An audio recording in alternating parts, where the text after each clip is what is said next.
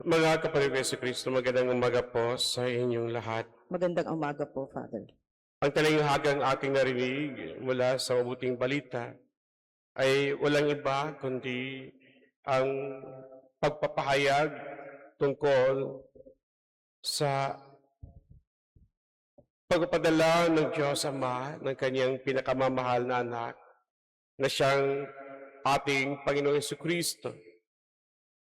Bago pa dumating si Jesus sa mundong ito, marami na mga propeta ang ipinadala ng Diyos Ama upang sawayin at bigyan ng pagtutuwid ang paglalakbay ng bayan ng Israel sa kabanalan at upang mabigyan ng katuturan ang misyon na meron ang bayang ito na siyang pagbibigay saksi sa buong kaharian na merong Diyos at iisa lamang ang Diyos na tagapagligtas, ang Diyos na buhay ng bayan ng Israel.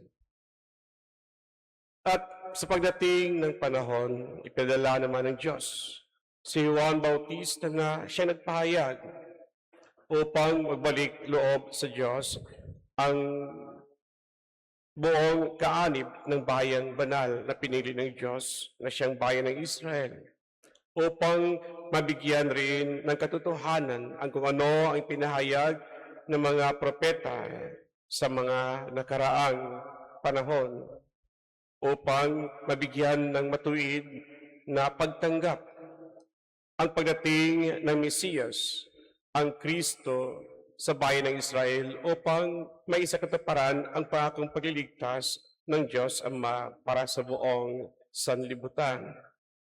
Ngunit alam natin, sa ating mga pagninilay sa unang pagbasa sa araw-araw, nababanggit at naipapahayag kung paano hindi tinanggap ng bayan ng Israel ang salita ng Diyos na ipinapahayag ng mga propeta.